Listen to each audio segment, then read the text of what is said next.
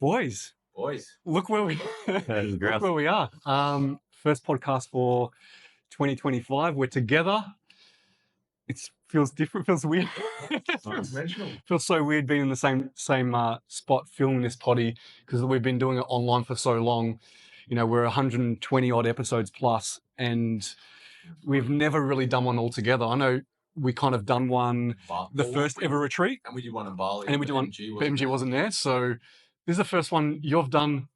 Yeah, we did one at my gym, but it just didn't quite work out with the sound. That's right. Yeah. So now, as you can see, we've leveled up a little bit with technology, so this one should be a lot better. But so first one back for 2025. Yeah. We should probably give everyone an update of what the hell we've been doing and what's to come. There's obviously been a lot of exciting changes within the industry too, across a couple of different federations, which we'll go into.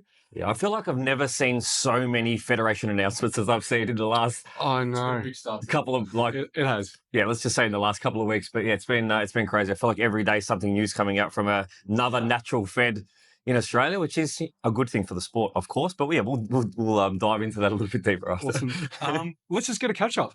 Scotty, what's been going on with you since Christmas and this new year? Not much, man. I did a lot of travel last year, so it was pretty subdued for us. I had pretty much all my staff off over Jan, so I was actually on the gym floor for the first time in a little while. And I'm not going to lie, it actually took it out of me a fair bit, coming home of an evening and being like absolutely cooked, because just being physically on the gym floor, which is something that I'm not really used to as much. So it took me a while to acclimate to that. But aside from that, it was cruisy, just Chrissy at home with the kids, and then a few beach trips down to the beach house, and then otherwise just, laying low. We've got a big year of travel, and we're heading over to Europe twice this year for my graduation and for a wedding, and then for your wedding as well, which we're very excited about. I thought that was the wedding you were talking about. No, we've got one of Jen's cousins' wedding. And then low-key, you kept that low-key for a wedding knowing it was yours. The first one is we've got Jenny's cousin's wedding and my graduation's at the end of June for my master's, and then we're heading back 5 weeks later for your wedding, because we had to come back for the season B show. So so we've got a little bit of travel there, and then we'll head back over again.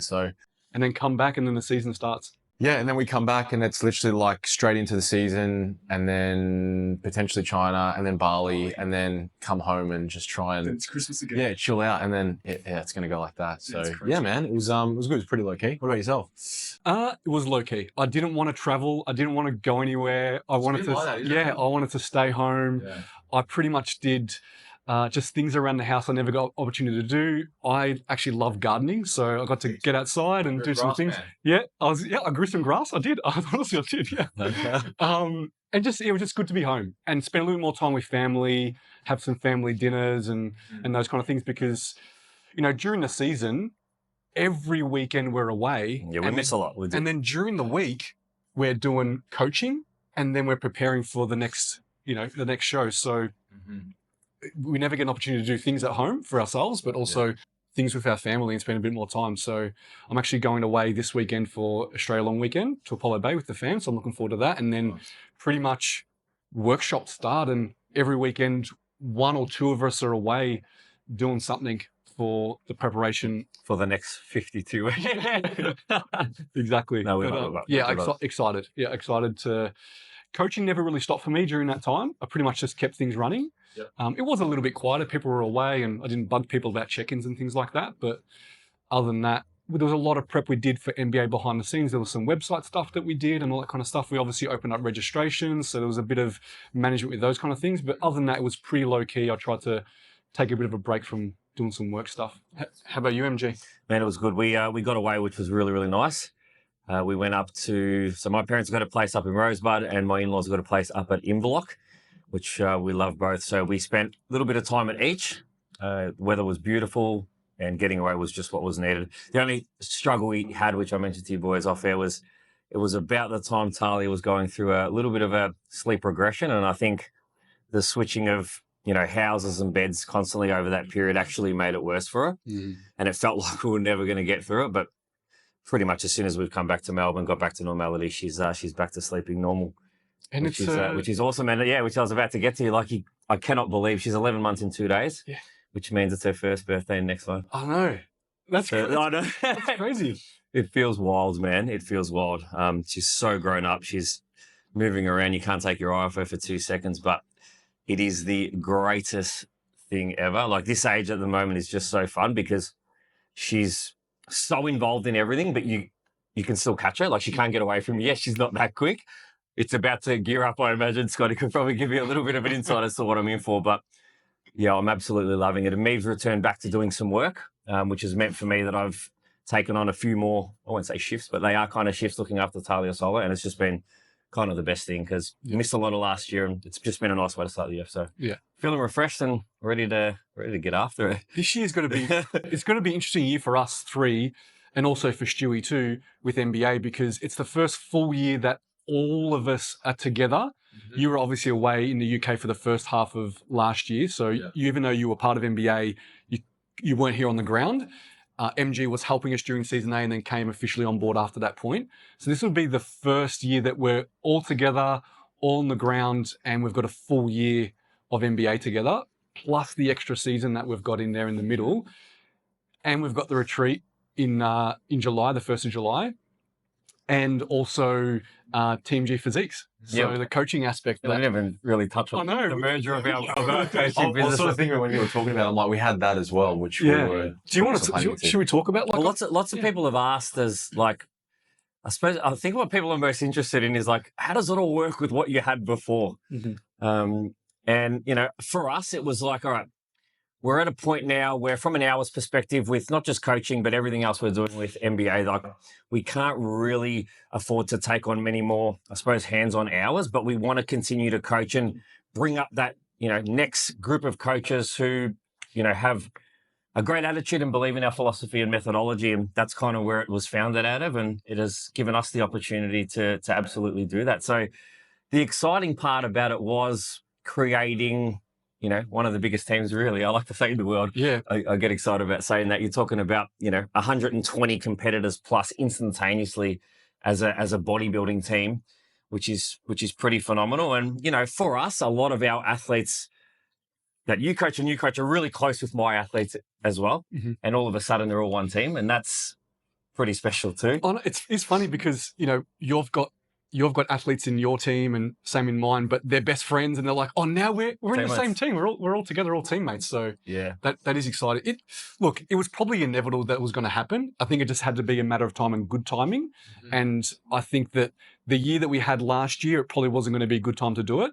I think we're in a really good position now that we can do that. Yeah. And you're right. We're getting busy. We want to continue to coach, but we also want to pass on our knowledge to the next group of coaches, so that we, you know, we're all about giving back. This is why we do this podcast, right? So we now can really be in the trenches of, and also seeing, you know, those coaches have clients, get accolades.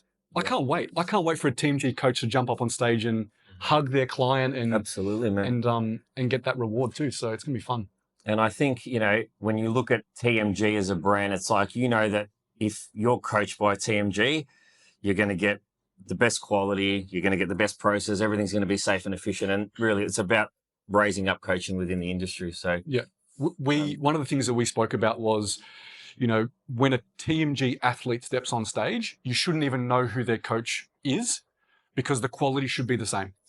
Yeah. So whether it's a Scotty client or it's coached by Amy or Maddie, you wouldn't be able to tell the difference. They are the same quality and same standard. So we're really making sure that we mentor these new coaches and we maintain that quality and standard that TMG is kind of known for at the moment. Yeah. So and I think it's pretty important, because you think about when you're a first-time coach, there's so many moments where you do experience turbulence, and you know, if you were to reflect back on when you're in those initial years, to have someone who's been doing it for a long time, who's experienced probably everything that they're going to experience, and to be able to put a hand on your shoulder and just say, it's all good, this is what we're going to do, and to have that other set of eyes. And I think it's been pretty appealing for a lot of the new people that have come on board, because yes, they have that coach, but they also know that they have, you know, there's people behind the scenes that are also overseeing the overall picture and making sure that the same fundamentals and the same, you know, interventions are still being, you know, facilitated. And so for us, it allows us to just, again, reach a wider scope, which I think is going to be really, really good. And also, you know, for more people that are coming up, you know, we've been very selective with who we chose to come under our umbrella. And as time unfolds, you know, I'm sure we'll take on more, but I think that's a thing for us. It's always been about quality, and we've got not just good coaches, but also, as everyone knows, we're very big on our values, but also really good people as well. It's funny you say that, man, because I had a catch up with Amy yesterday, and I actually ran through with her all the mistakes I used to make.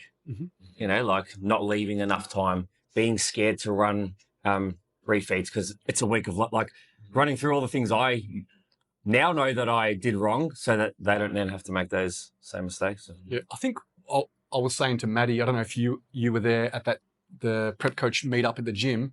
I said, technically, you will eventually be a better coach than us three because you're learning from us three. Like, I've never learnt from you specifically, or Scotty specifically. I've never really sat into, obviously he does my check-ins, but I never sat into with his other athletes and so on and so forth, and really delved into each one of our methodologies. These coaches are going to do that and take the best of everything and create a super coach maybe. I don't know. But I think it's going to be really interesting that I can't see why these coaches can't ever be better than us. Definitely. Yeah. So if you are thinking or looking for a new opportunity, we are welcome to inquiries at the moment. Yeah, of course. All right. So we've got some questions that came through. Now, a lot of them were to do with the changes that are happening within the industry. So I don't even know where you want to start. We can start with... Well, what about like the fact that there has been so many changes? That on its own says to me that something's happening at the moment where federations as a whole are like, we need to continue to level up to stay competitive, but to create an environment for athletes that is better than it's been in previous years. So that's a good thing. Yeah. I like to think that what we've been doing has maybe contributed to that in some way, shape or form, continuing to be on the front foot. But I think maybe if we go through individually some of these announcements and just give our thoughts, we can just bounce it around. And let's start with a quick and easy one. Let's just go WNBF. Cool. Right, to start with. So obviously a massive federation worldwide, but really big in the States. I know when I was coming up as an athlete and as a coach, we're talking 10 or more years ago, that was the Fed to look at. Like, I remember thinking, if I get a WNBF pro card, that's elite. That's the best of the best. Now, in Australia, they've had a little bit of a hard time getting off the ground, but they're here now. They've been here for a couple of years, and it's really exciting they're coming to Victoria. Like, when that announcement came out, and I think they were hinting at something's coming, and we messaged between us like, I hope they fucking come to Victoria. I really hope, because I've got athletes I'd love to put in there. 100%. Yeah, so I think that was a great move by them. Sure. So the in-season C, at the end of the year, spring, they're coming to Vic, which is awesome. So I cannot wait for them to come, and I think it's going to be a great addition to what's already a thriving state for natural bodybuilding. 100%. As soon as that came out, I actually messaged Leah, who's the president and owner of WNBF in Australia, and just said, so glad you guys are going to be here. Like, wholeheartedly, you have myself and the boys full support. And straight away, I was messaging my athletes who are doing season C. I'm like, are we keen on penciling this in? And so I reckon I've got 5 or 6 that are already definitely committed that are going to do that show. And I think it's good to be able to work, and that's why we're really grateful. We have a really good relationship with Leah, with Tony, with Tony Lanciano, which is awesome, because being able to work together, at the end of the day, we want to make sure that, our shows don't clash, so that we can put on great shows, they can put on great shows, we support each other. And I think, as you said, it's going to be great for the sport to just see bodybuilding continue to thrive in Victoria, which it is. Yeah. And another big change they made was introducing classic physique, Which is huge. Yeah, And which is huge. honestly, has needed to happen for some time. yeah, bit of a no-brainer. Like, if you just look at us and ICN, just say the last 12 months, could go back further, but I mean, you look at our Open last year, multiple classic physique Open divisions, ICN always huge. Great move, and they'll reap the benefit of that, definitely. Yeah, they needed it. The only gap they have now, just from an Australian market perspective, is that women's fitness sports, which I know globally no one else does it in any other federation. It's like an Aussie thing to do. But that's the small little gap they do have, because I'd love to put some fitness girls in something like that.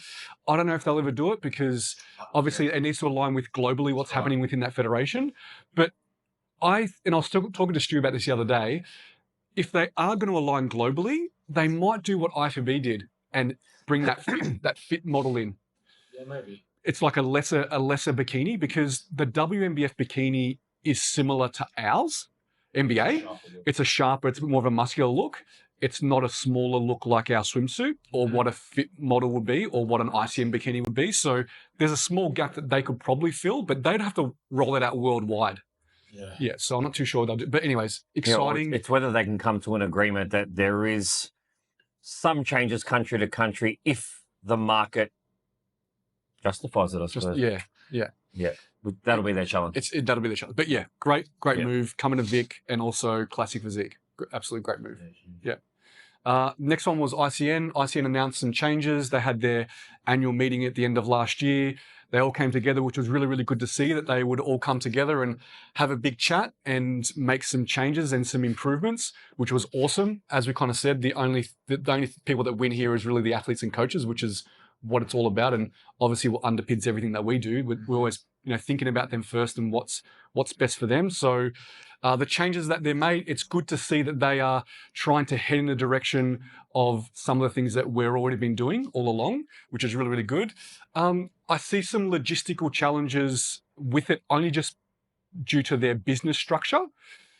When we think about standardization and consistency and fairness in judging, the reason why we're so good at it and we're leading the way in it is because we're at every single show. We manage absolutely everything and we have the same head judge everywhere and we can make sure it happens, it's consistent, it polices it. They unfortunately don't have that ability because they are like separate entities in every single state and they don't have the one head judge that goes everywhere, and they also don't have the one person that goes to every show and manages every show to make sure that it's policed or enforced, if that kind of makes sense. So I really, really hope that they're able to execute everything they've mentioned. Did they provide any detail on how they would make that happen?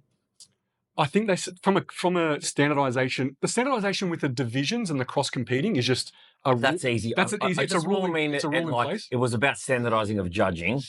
So like a rubrics or something, because that's obviously how we do it, and that's how essentially it's the only way that you can do it quantitatively to see this is the winner versus I think that's the winner versus you think that's the winner. Like, yes, there's an element of, you need to assess and you go back and forth, but you have to be able to critique on a pose and give a metric, a quantitative metric of assessment. Otherwise, how do you judge? That's going to be the hardest thing for them to do. Because I think they said they're going to do it via training and education, but you can educate someone, you can train someone as much as you possibly can. But in the end, the only way to guarantee consistency and fairness is to literally have the same person overseeing every single show, right? So you've got one consistent person that head judges absolutely everything.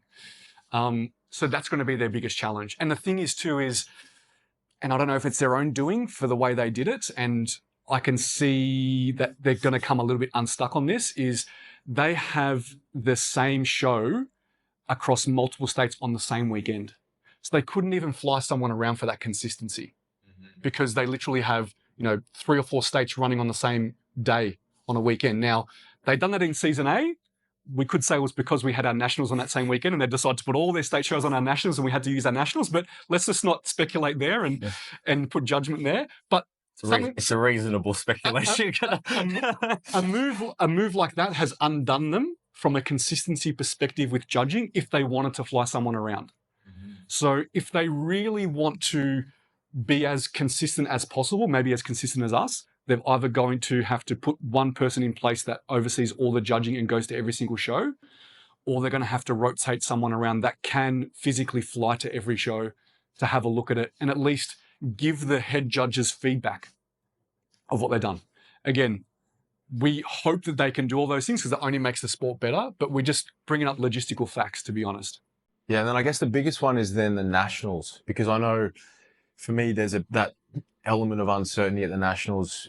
Is it a sharper look? Is it a fuller look? Do you know what I mean? I think that's something that probably as coaches, we speak about all the time, and equally like liaise with coaches in each state. If the nationals, wherever it's going to be, like it's in WA, I'm going to be speaking with Rich. What's your thoughts on this? What's your thoughts on that? No different to how he would communicate with me if it's in Vic, because you want to get an idea. If you're going to send someone all the way over there, you want to make sure that, is what we're going to be presenting, is that going to be rewarded? And so that's where it can be a little bit tricky, because I know that, last year, obviously there was some issues in New South Wales with how some of the judging went. And there's always going to be people that are you can't please everyone, but equally it's it's consistency, which is I guess what we're sort of looking for. And I guess it's having that trust to say that if I put you in that show, that's where it's, that is the look that you're going to get. It may not go your way, but it's like, okay, cool. That's not what they want there. But as long as that's then consistent in season B and in season C and in 2026 and so on. Yeah, Scotty's right. Nationals is definitely when it seems to come to light the most. Correct. Yeah. So eyes are definitely going to be on them. Hopefully they can execute what they've promised. But one of the things that we mentioned about, what has been the response from not just us, other people outside of our little circle. And we're just reading through some of the comments and some of the stories that people are posting and saying things like, they're leveling up to basically just do the bare minimum and things like that. So hopefully they can execute that bare minimum. And they've obviously been pushed to deliver that bare minimum now based on other people in their space that are competing with them, other federations that can deliver that bare minimum and beyond. But again, these are things that should be done. Yeah, they should already be in place. They should already be in place, yeah. So, but it's a step forward. It is. Yeah. It's a big step forward. So super excited. Hopefully it's going to help all the athletes and the coaches so we know exactly what we're doing wherever they go, and we see that standardization. They also standardize their categories and their crossovers. One of the ones that really surprised me was sports and bikini no crossover anymore. So bikini can only go into swimsuit and that's it. Yeah, so straight away I read into that, okay, cool, so sports is a sharper look. Yes, so that's how I interpret it as a coach. So I'm like, all right, cool. So if I had someone that's on the fringe from, are they in bikini, are they in between sports?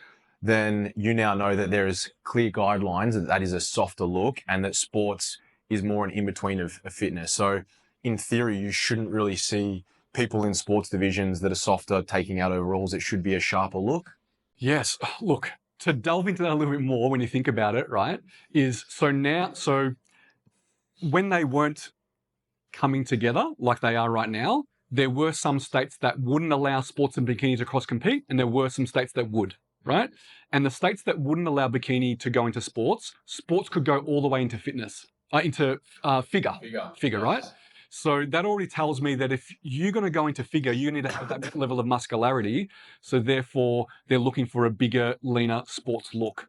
Whereas in like a Victoria, where that wasn't the crossover rules, it was bikini sports fitness. So obviously someone's won that argument in that boardroom meeting, right? A bunch of states like it one way, a bunch of states like another way. They've come together and have obviously had to battle off of which was the way to do it. They've decided that sports can no longer do bikini and vice versa, and that sports can now do fitness and classic figure, which is our figure international, right? Which is the quarter turns, no muscularity. But what's interesting is they've still gone with wellness being a bikini look, not a fitness look. So wellness can do sports or bikini, not both. So they've got to pick one or the other. But that was an interesting move too, because it shows that they're still looking for a softer wellness look, not a, let's call it the international wellness look, which is a leaner, more big and hard, still big and hard. Yeah, exactly right. Certainly bigger through the lower half, but still hard. Sharp, and what's going to be interesting is, so you've got these bikini athletes that can't do sports anymore. They can only do swimsuit, but swimsuit doesn't go anywhere. There's no pro card for it. There's nothing. So where's the incentive for them to do that? I'm going to see that some states that used to have that bikini to sports crossover, it's going to reduce in numbers of the amount of divisions they're going to be doing in those shows. It's really going to reduce because they're just going to stick to bikini only now. When they used to be able to do sports and they didn't have to pay any money for the outfit, now they've got to go buy a swimsuit if they want to do swimsuit, and it doesn't go anywhere. Yeah. So, and you've also got to think about, if I'm a bikini competitor, there is some desire and excitement to putting on the runners and the sports outfit to give you a full comp experience. Versus just having to wear a bikini only. I was going to call it to say, let's see if they retract it and they go back to allowing the crossover. But me just saying this out loud and being an NBA director, they're probably not going to do what I say. So they're probably not going to change their ruling. But it's going to be interesting to see how many people actually do sports now, and whether their numbers of how many crossovers that bikini used to do are they still going to do. Which would be really, really interesting. Definitely. Yeah. I think it's definitely something that they'd be reviewing fairly quickly after the first season. Yeah, they'll have their answer after season 8 in terms of seeing what the data says, regarding the entries and where they go. Yeah. And like you hope that the strategy was so that it's much more clear as to what the separation between each look in each division is. Yeah, definitely. Okay, next one was the IFBB, inactive for 3 years, losing your pro card kind of deal. So we kind of had a bit of a chat about it, you and I, Scotty, about what did it actually mean? Was it inactive meaning not paying your membership for 3 years, or was it inactive not competing for 3 years? And I think we came to the conclusion it was not paying your membership, right? So you just got to keep it going. Keep your membership going. You have to compete within those. Which is the same as what ICN did last year, but theirs is yearly. This is every 3 years. Yeah. So ICN's change they made towards the start of last season was you need to pay your yearly membership to maintain your pro active card status and status. So can I just confirm with IFBB, you're saying they have to pay this fee every 3 years, or do they have to pay it annually for 3 years? Ooh. I don't know, because I know That's a good question. Yeah. And it's the NPC membership, isn't it? Yes, Because I know when I competed, you have to get an NPC membership and then you register for it. So is that Correct. then you've got to that wouldn't make sense if you had to pay it every year for 3 years. It would just be you've got to pay it every 3 years. Yeah, you got to make sure you've paid it. Because otherwise, if it was just every year, keep it active. you would just keep rolling over it. It would be yearly. A lot of people coming out and saying it's great, but it should be that if you don't compete every 3 years, you're inactive. Mm-hmm. So what are your thoughts on that? If you wanted to make sure that you don't get people, which, let's be honest, they do it in a lot of feds. I want to get my card and then I want to retire. And I've had athletes say to me, I want to get my pro card and then I'm going to retire. I'm like, why? Because I get it. At the end of the day, once you get that card, you go from the top back down to the bottom and then you got to work your way back up again. But within IFBB, I think that's if that's what they want to do, saying that you need to stay active. But in reality, if you're not competing, unless you're taking a really lengthy off season, or I've had a massive injury to acquire new tissue, but assuming that you're relying on pharmacology to improve one's physique, you would think that 3 years is enough time for a push-up phase to add new tissue, strip it back, have a look underneath the hood, compete, see where you're at. So maybe it is every 3 years you have to compete, and I'm interpreting it wrong versus just ticking it over. Because if you just... I thought I saw Lee Priest came out and said that they should be forced to compete every 2 years. It's 3 years, but I thought it was actually they're forced to be active by actually competing. There's definitely be exceptions where people can't do every 3 years due to an injury, family changes. Yeah, they may have to apply for But I think that would be an exception. It wouldn't be the majority. But look, it's an incentive for people to compete. If that's the rule where you need to compete every 3, it's a great incentive for you to compete for sure. Obviously, too, there's a big financial aspect where people keep paying their fees. Because if you're an Oz pro, you've got to go overseas. You've got to go to Asia, you've got to go to UK, because we don't have pro shows here. Yeah, correct. Yeah. And equally, to put our federation hat on, we want big pro shows. It looks great, it's exciting, the quality is amazing. So I see why we want people to compete more regularly, because it just adds to, I suppose, the excitement of, as an amateur, why do I want to work up to be a pro? The pro shows are small, so yeah, true. If everyone's more active, the pro shows are bigger, and then it adds to the amateur ranks too, because there's more, I suppose, reason for these amateurs to go for a pro card. Yeah. I just don't know if I like the thing about taking someone's pro card off them. I just don't know if I like it. You've earned it, it's yours. You shouldn't get it taken off you. Mm-hmm. I don't know if I like that. That's what ICN did. If you didn't pay your membership, your card's gone. We don't even recognise it anymore. Yeah. And obviously that's what IFBB's doing too. Obviously giving you a longer time frame to stay active within. But I don't know if I like it. I'll tell you something someone said to me once, I was like, I never thought about it that way. It's like, if I don't pay your $250, I lose my pro card. But I invested $30,000 over 5 years to get my physique to that position. Does that not come into account? Yeah, of course. You know what I mean? Just because I'm not paying your $250 fee to keep that registration. What about everything I invested to become a pro in your federation? Yeah. The hard work, the hours, what about all of that? Yeah. Plus the financial side. Yeah. You don't factor that in, but if I don't pay your fee, you take my card away from me. I don't know if I like it. Yeah, it's murky. And I was like, it's well, we don't do it in NBA. No. But if that came up, and we're all aligned on the same, we've had discussions on that, but if it ever came to a vote, I think I would confidently say that all four of us, definitely Stu as well, would be like, no, because they've earned it, they've invested, as you just said, they've invested, they've liberated X amount of funds over the journey to get there. Yeah. all we ask is that if someone has a card and they're doing a season, they're competing, that they need to do I that. also do our show too. And don't get us wrong, we want to make money too. Of course. But I just morally couldn't call someone and be like, "Hey, mate, yeah, I know you won your pro card 3 years ago, but you didn't pay $250. I'm actually gonna have to get that back off." It just doesn't sit right. Yeah. I don't like it. All right. Was there any other Fed updates and news that came through? Nothing else I can really think of. No, that was from any of the big. We've got some exciting stuff that's coming. We do. What can you say there? Like, we just had our meeting and we're like, we've got this. We're going to announce this. I'll blabber. So what can Scotty say? I get too excited. Yeah, well, we've had some exciting meetings, but we definitely have some stuff that's in the pipe works. I won't go into the specifics just yet, but it's done, really. It's done. Yeah. Yeah. But it's something that I think is going to pave the way for everyone in natural bodybuilding within the next few years. I think they'll move across to this because there's no reason not to, and equally it's going to become the standard. And as always, we like to pave the way and evolve. And yeah, it's something that I think is anyone that loves natural bodybuilding is just going to be like, well done. Yeah. So I'll leave it there. But yeah, we'll leave. I like that. If you love natural bodybuilding, you're going to say well done. Yeah. We'll unpack it probably in the next few weeks. We've got your social media teaser comes out in the next couple of weeks. So it'll be good to be able to do that, but also to justify why we're doing it and why perhaps everyone should be doing it in order to make natural bodybuilding great. Yeah. I think, some of those announcements that are coming up, and which one I'm excited about too, but everything centers around athletes, right?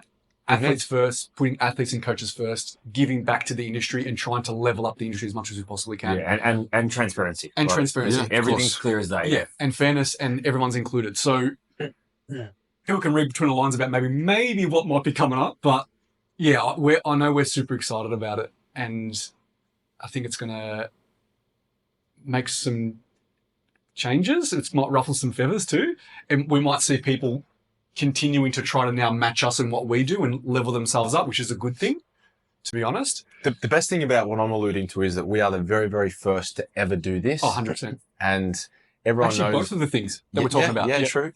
Yeah. And yeah, it's going to be It's like the announcements like that we're just having a burrito stand at the show. It's like, hey, we are the first one to do coffee. No, it's a little bit more in depth than that. Yeah. All right, let's go through some questions. Someone just said weight limits for NBA fitness, ? Now, everyone, so go. Anyone that watches the potty, that I reckon at least every 2 or 3 weeks I get someone closer to the season. Hey, bro, do you have an idea of the weight cap? And I have it on my phone, so I normally just send it to them. But I'm like, now what I'm doing is I'm not going to send them I send them the link to the website where it is. Yeah. So when we devised it. So the reason that we have the weight cap, and I actually did for our socials, we put on how we basically differentiate between now men's fitness and men's physique. So it's basically the easiest way to understand it is lightweight and heavyweight within the division, because the posing is the same. But if you go to our website under the criteria, you can see it actually has a link where you can click, and it will give you every single height and every single weight that you need to in half centimeter allotments.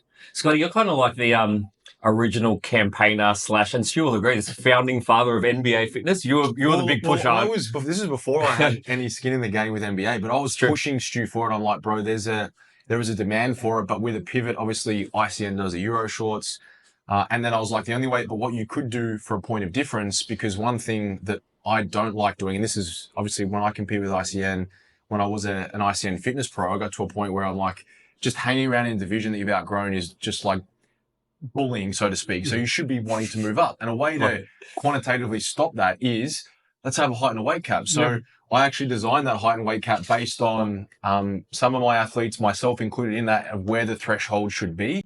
And it's worked really, really well. And so, it's a way of, again, ensuring that you don't have someone that's just technically may fit the criteria, but if they're just a monster in those shorts, you don't fit the criteria because you fall. Yeah, I think the look's been nailed. Just looking at the last 2 seasons, I really think the last few pros have been spot on. That fitness pro show at Nationals, pretty freaking incredible.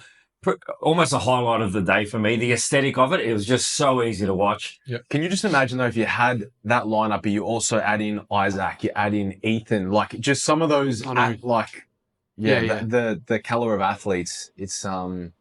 and as a division, it's exploded. Like for us, that's probably one of our biggest divisions. Yeah. Men's fitness. Yeah. Out of all the men's, like Classy's gone pretty big too.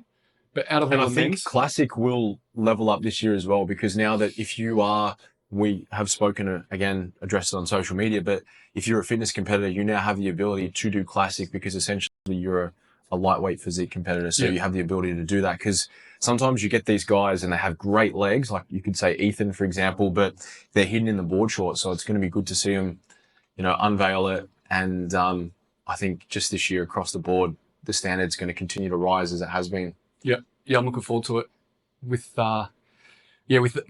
obviously the new crossover rule into Classic, men's fitness into Classic. I think it's going to be awesome. Yeah, I agree. Because there's definitely a lot of people that are in men's fitness that would suit Classic, and ones you mentioned was Ethan is a good example of that. So and I think judging as well, because you've got the shorts, so it's not like if you were wearing, like say that you had someone in men's fitness wearing the short Euro shorts and then they're also in Classic physique, it's the same. I know the posing is different, but you're still showing the same physique versus you're covering body parts that you're now able to expose in Classic. Yeah, definitely. So, yeah. All right, let's go through some questions. I know someone's always going to want to ask a supplement question, Scotty, for you. If you want to scoot down a little bit closer to me so I can talk to you. No, I just love hearing Scotty's supplement. This one is about creatine, and some supplements, some labels have 5 grams of creatine, it's 5 grams of protein as the macros. And some labels say it's 0 calories, 0 macros, and it's got 5 grams of creatine. So whenever we're talking about an amino acid, something like that, is it a protein macro? Does it have calories? Like, how do we track it? So creatine monohydrate, it's a blend between essential and non-essential amino acids. So arginine, glycine, methionine. And so I don't know whether legally they have to record it as a protein, but essentially it's not a complete protein source because it needs to have all of those 9 essential amino acids. So my guess is, and it's, open to interpretation how you record it. It's like fish oils, for example. Do people track them as fats? Some people say you don't need to worry about it. I do track it. And I do track creatine as a complete protein source, even though it's not, because calorically, everything is going to be different. All foods have different energy profiles. Some fats are higher and some fats are lower in calories. Everyone just thinks that it's a blanket statement that all fats are 9 calories. It doesn't work like that. So I think if you want to, as long as you're consistent, so if you allow for 5 grams of creatine to be tracked as 20 calories, then that's entirely fine. If you don't, that's also fine. But I don't necessarily think that it probably is 20 calories because off the top of my head, I don't know the exact breakdown. But the only way to do it would be to stick it in a bomb caloriometer and just to see what the actual energy profile is. But the reason that some do and some don't, some would be saying that it's not because it's not a complete protein source. And so that's why they probably don't record it as that. And others do because it is a form of protein, but again, it has a blend between essential and non-essential amino acids. So then what about EAA powders? Yeah, so EAAs, an EAA, an essential amino acid, is a complete protein source. So that is absolutely, you're tracking that as 1 gram of protein. So if you were to have 30 grams worth of protein of an EAA, that is no difference to if you were to have 100 grams cooked weight of chicken breast, which is like 29 grams of protein. The only difference is obviously with a meat source, you're getting that component of fat to it versus the EAA is just pure protein. And again, it's usually probably a little bit more bioavailable. It's absorbed maybe a little bit better. And just for others who are, even though this has come up before, but I just love hearing you talk about this, is like, okay, Scotty, what about BCAAs? I was talking about EAAs being essentials. The main differences being the complete profile versus not. Do you want to just explain that to people? So branched chain amino acids, obviously the difference between the two. And once upon a time, we always used to think that you need to just have BCAAs because they have leucine, isoleucine, and valine. But we now know that you don't get that muscle protein synthetic response from just taking BCAAs. You need all of the essential amino acids. So that's why once upon a time, no one was really, and to be honest, I was in that camp because most of the literature around that, we thought that BCAAs were your straight after training. That's what you need to have, and that's what gives you that MPS spike. But if you were deciding whether to buy that or not, I don't even know how they're still on sale. Everyone's going to their cupboards right now, grabbing their BCAAs. For the sake of it, it's flavored, it tastes nice. You might as well just drink cordial. For the sake of it. Whereas at least if you're say you're doing cardio fasted first thing in the morning and you want to get some protein in to just keep amino acidemia levels, at least baseline, then having EAAs, at least you're having a complete protein source versus BCAAs, you're not. And so to be honest, they're just empty calories and it's just flavored water. So anyone that's looking at buying BCAAs, I wouldn't worry about them. So on that, to delve into just a bit of a different topic, but similar, you know how we talk about fasted training and some people are like, I can't stomach food before I train, et cetera, et cetera. Mm-hmm. You're like, I'll just try to get a protein shake in. Would EAAs be something a little bit better because a little bit easier to digest than a protein shake? Yeah. So for example, and I'm one of those people where when I first wake up, when we have to travel, if it's a 3:30 or 4 a.m. workout where I have to come in here and train, if I'm to have a WPI shake, it'll usually make me experience quite a lot of gastrointestinal duress and I feel sick and my workout shit. So instead, I'll usually make a really, really strong concentration of EAAs and I'll have around about 30 to 35 grams, but I'll have it in a big bottle and I'll start drinking it as I'm on the way here. And then I'll literally just have something like a couple of rice cakes with some honey just for liver glycogen restoration. But otherwise, everything you've eaten the night before is essentially backloaded to fuel that, because carbohydrate, people seem to think that it just runs away on you. But if you want to train at 5 a.m., as long as you're having, I would argue that I'd rather have protein rather than having to have a big carb meal before you train. Just eat more the night before. Yeah. And potentially you could even have a higher bolus of protein the night before as well, because we know that, there's no threshold. Once upon a time, 25 grams is all you can absorb. So anything more is a waste. We see that muscle protein synthetic response now is elongated for a lengthy period of time. So if you had a 40-gram serve of protein versus if you had 140 gram, the 40-gram serve there, and then you'll come back down. Whereas the 140 gram, it'll just stay elevated for a longer period of time. So that's why we now know that net protein balance is what's most important. So yeah, perfect example of when you would use EAAs. I have them, but I would only really use them if I'm in a position where I haven't had a time to get in a meal and you're weighing up is shitty digestion and training quickly or training early in the morning. But they're definitely a useful supplement that you can use for things like that. Awesome. We talk about tracking. We got a question about, should clients track the latte they get at the coffee shop in the morning when they're on prep? Oh my God. Without a doubt. I mean, some of those lattes, like let's just talk about a standard skinny latte, which is what size is it like? Yeah, let's just say a regular cup. And I think, would that be 175 milk, somewhere between 175 and 225? Are you talking like 130 calories?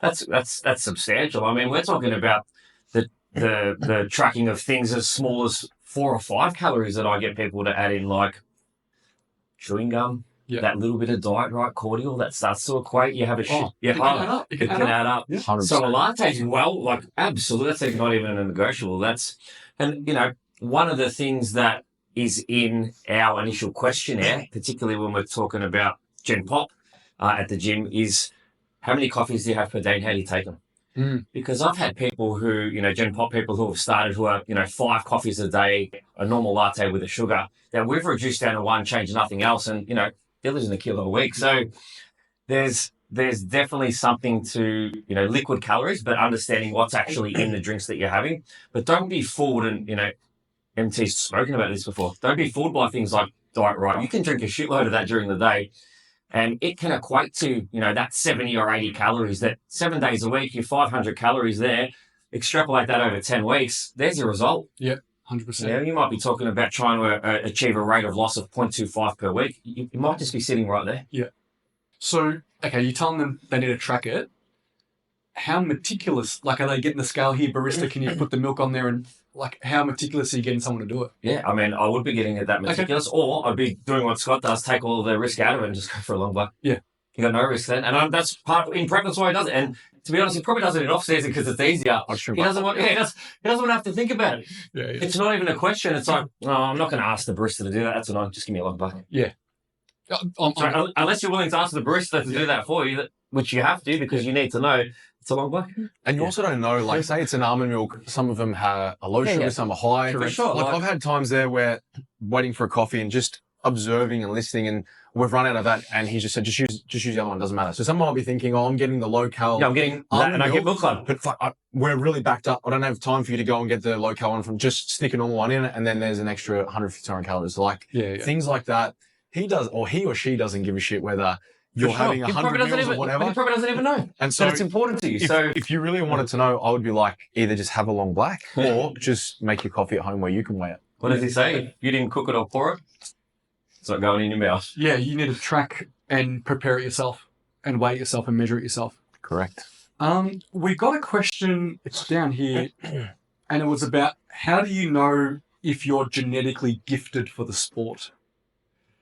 Look at Michael's forearm. That's not for the sport, that could be something else. But look at Maddie. Let's do it. Look at she's incredible. It's not just because she's one of our coaches. We've spoken about her a lot, but she is genetically gifted. Look at the amount of muscularity she has at her age. You know, that's another really good indicator. You know, versus someone who's maybe been weightlifting for 12 or 15 years that maybe hasn't quite achieved that level of muscularity. Yeah. Things like that are someone who rapidly responds to, you know, tracking and to training protocols, things like that stand out to me. But typically, an aesthetic look can tell you pretty quickly whether someone's genetically gifted if you've been around for long enough. Yeah, because when you think about it, the sport's all about shapes, right? So if you've got, let's call it a female, if they've got broad shoulders, small waist, and they've naturally got developed quads and glutes, they're genetically gifted for the sport, I would say straight away. And they haven't even trained. Maybe they're just been a little bit active in their life, you know what I mean? But if you've got someone that's got narrow shoulders, wide hips, they're not genetically gifted for the sport. 5 knee surgeries and a balding head with tattoo. You're like, maybe that's not the person that's genetically gifted. But yeah, like you can look, not to say that those people can't work and outwork the genetic and beat them. Yeah, it's going to happen all the time. Yeah, they should never stop their goal. No. There's been some non-genetic, bodybuilders and physique athletes that are at the top of the game. Yeah, 100%. You know, there's a lot of genetically gifted people that don't necessarily work as hard too. Yeah. So don't let it stop you. Yeah, for sure. And that's not to diminish, like, say Maddie, for example, one of the reasons that she looks the way that she looks is that she's a hyper responder. And I'm sure that if she didn't work out, she would still genetically look like she does. But as a result of her having the proclivity to acquire, tissue quite easily as a result of imposing a decent stimulus, being consistent with the nutrition and sleep. And you've seen her train. So because this is the thing, like I have seen her train. I know how she eats. I know how much she sleeps. I know how, consistent she is with all of that. It's just, that is why it allows her to then take it to a level that maybe if everyone else did the same thing as what she was doing, they might still progress, but perhaps not at the same level because they just may not have like I said, the ability to just acquire new tissue as they do. And everyone's, anthropometry is going to be different. We're all different shapes and sizes, different insertions. Yeah, definitely. But it definitely doesn't mean that you still can't acquire a good physique by, intelligent programming and working hard and being consistent. Yeah, definitely. Before we end, I want to touch on that because we brought Maddie up. Is there anyone this year in the upcoming season or coming out in maybe our teams that you're looking forward to, or even someone in the sport that you've seen being tagged and you're like, can't wait to see that person on stage? Is there anyone? I know, because I look at the NBA account a fair bit. I go in there, answer DMs and do some shares and stuff.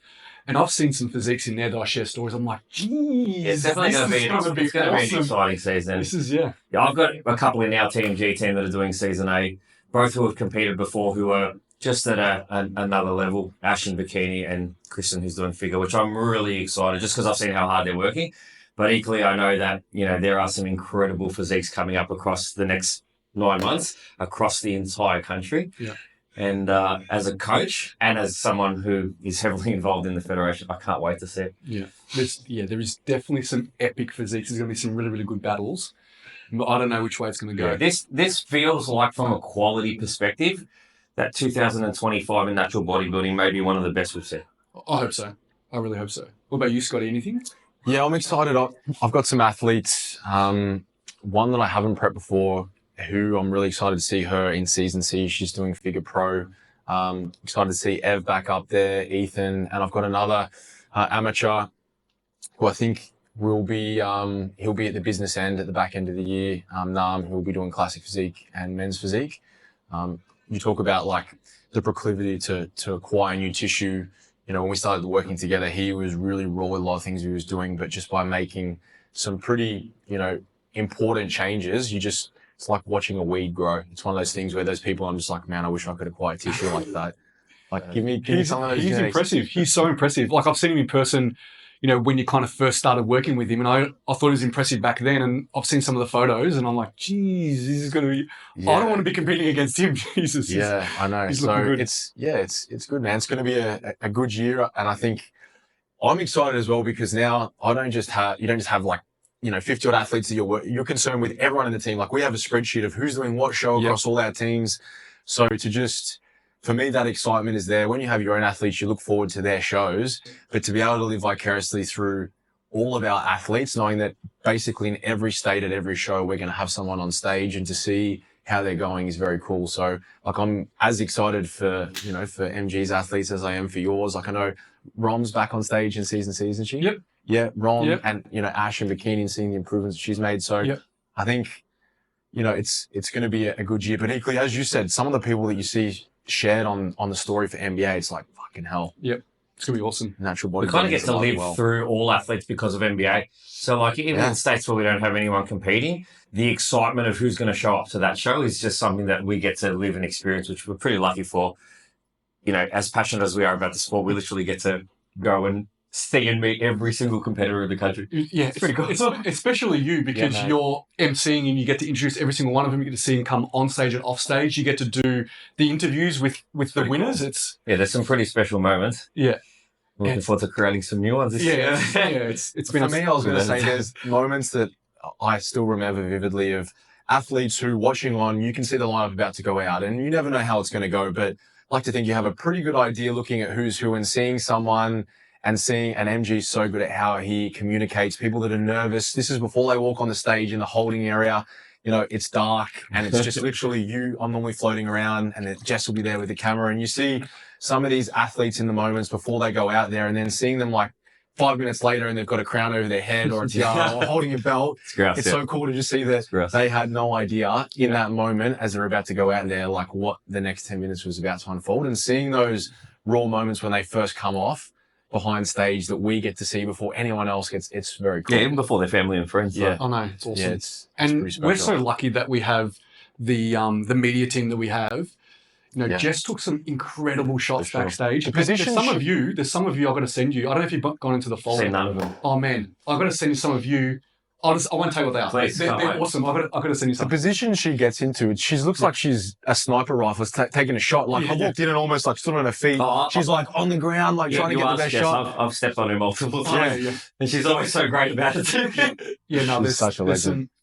It's great looking at those and reflecting on, the memories of the day, but it also brings a lot of emotion about the day too. Yeah, without a doubt, man. Yeah. I think we'll end on this, but one of the highlights for me back at that Nationals in Queensland was Nathan Wallace competing. Because for me, he was someone I always looked up to.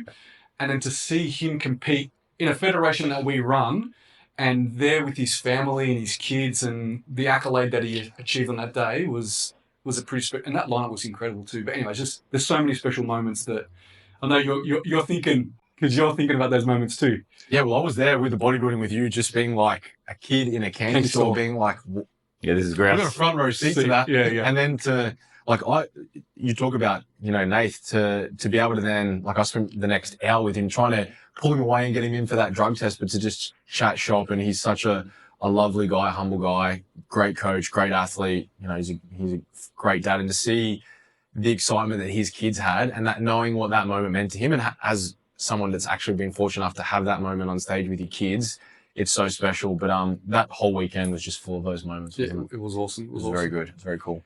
All right, we'll wrap it up there. That was good. That was awesome. Can't wait to do it again next week. Great episode. Yeah. All right, thanks guys. Thanks for listening, everyone. And we'll see you next week.